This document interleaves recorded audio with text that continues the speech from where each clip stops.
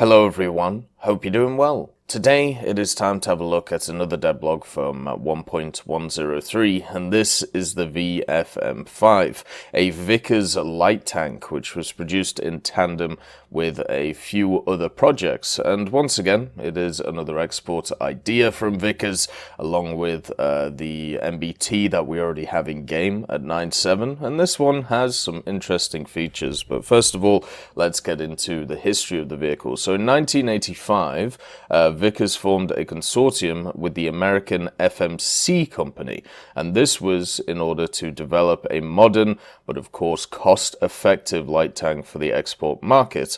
Basically what they did is they wanted to try and make something which was cheap, therefore people would buy. Vickers had a great history of building some amazing vehicles. All you have to do is look at the Vickers MBT line, but the problem with them was they were very efficient but also quite expensive. So the decision was made to marry the CCVL hull developed by FMC for the US Army's AGS project and the Vickers built turret which you see before you. It would have a modified low recoil version of the widely used L7 cannon, and because this project started in 85, the first prototype of it was finished in 1986, and it was revealed to the public at the British Army Equipment Exhibition that year. So even though this thing had very good mobility, it had low weight, it was cost effective, it had a ton of modern equipment in it, it failed to actually attract any attention from anybody. So therefore, it kind of just became, once again, another part of history for Vickers. But they did do a little bit more testing and further refinement of the vehicle's design, continued into the 1990s, and just at the time, negotiations were held with Malaysia to supply the tank to the National Armed Forces, but it ultimately never came to a production agreement, so therefore there was only one single prototype of the VFM5 ever constructed, which, well, that's the great thing about War Thunder, right? Even though there was only one of them built, we can get it in game, and you can have a go with it, instead of just leave it in a part of history. So the VFM5 has a lot of really interesting features to it. It's one of those vehicles which has a lot of the bells and whistles which you will be used to from modern vehicles, and a little bit less of the weaknesses that, certain production tanks need to try and either save cost or to try and save efficiency. Pretty much when we look at the VFM5, it has pretty much everything you'd want from a light tank at the higher tiers. You start off with the 105mm L7 cannon, and obviously this is two-plane stabilized, because of course it is, and the L7 cannon is, as I said, a modified version of what you'll be used to from other MBTs in the British tree. It doesn't have too many differences between the standard version, at least in game it won't have too many different ideas behind it. It's able to fire all the usual set of NATO ammunition, so this does include subcaliber and chemical rounds, so my guess, you'll have APDS, HESH, APFSDS with this thing. You may even get Heat FS with this, since, it's standard NATO rounds, not just standard British ones. It also has a coaxial 7.62mm mounted machine gun, which won't be too useful in my experience when it's come to a lot of these vehicles. The 7.62 is kind of useless, but it does have a 50 cal on the top, and this does mean that at least you'll be able to deal with helicopters, which are quite prevalent at the BR that this thing will be fighting. Normally, at least at the start of battles, which is normally the time you'll be, using this thing, normally what will happen is, you'll have a person rush, in with a rocket barrage, but generally if this thing is going to sit around 9.7, which is at least my guess for it, depending if it gets access to proper thermals or not, it's just one of those things that you're going to have to deal with, and at least with the 50 cal hopefully you'll be able to.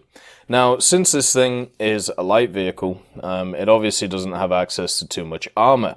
The armor that this thing has is mainly aluminium based, and the only place that changes on the vehicle is there's additional steel plates on the front area of it. So everything else is incredibly lightly armored.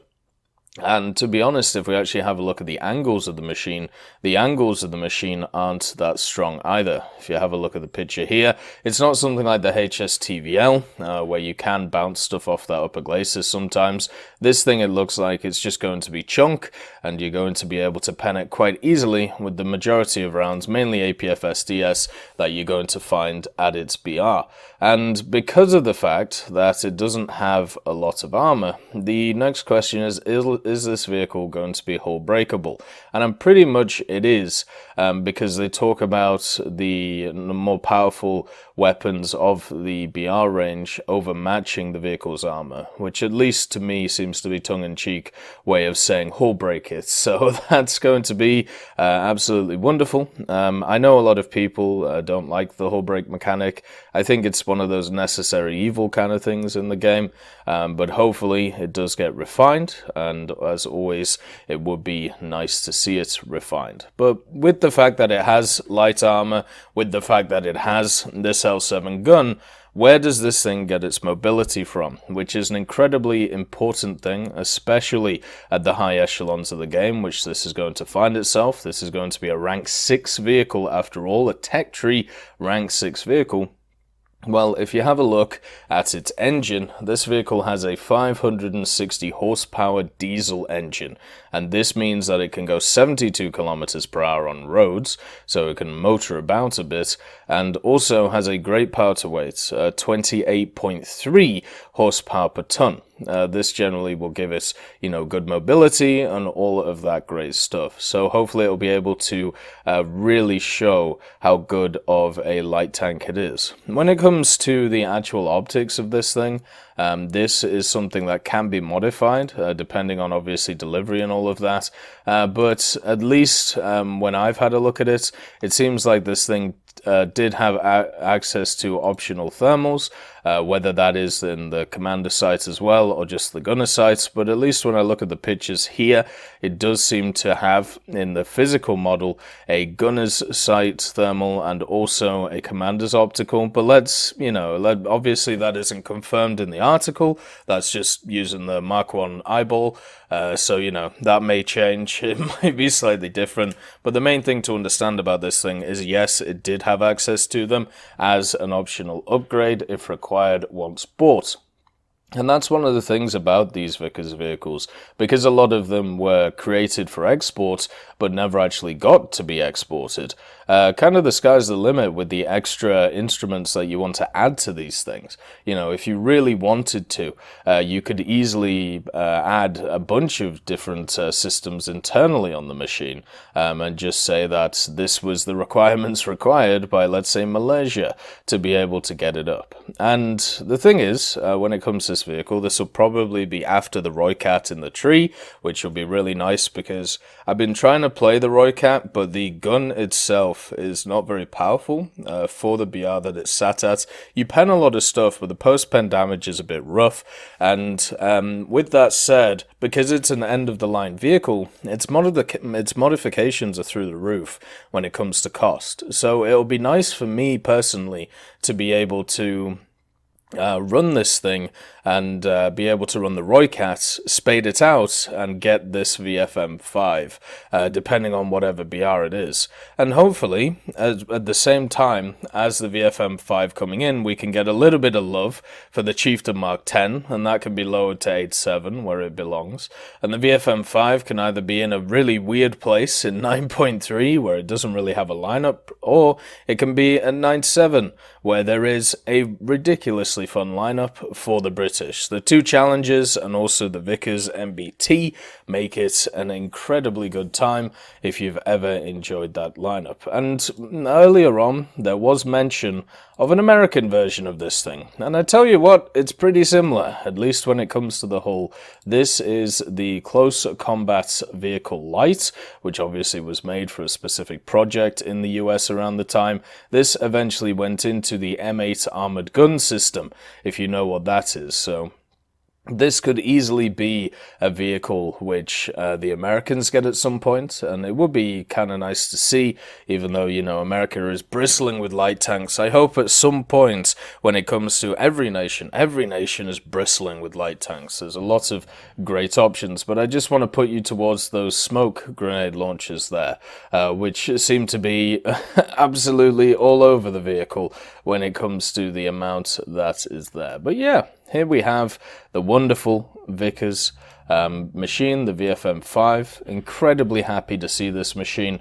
Always nice to get another really cool British vehicle. The only two questions really that are left are what rounds is this thing going to get, and also the reload. What is the reload it's going to get? And of course the thermals, which are quite important in top tier at this time. I hope you all have a wonderful day, and I'll see you next time. I'd just like to thank Trigger Hippie, Universe, Conte Baraka, Elove Goat, Eugens Terry, Ambrosius McClellan, Daniel Stanton, Martinez, B. Young, Hans, and Samuel Slick for supporting the channel.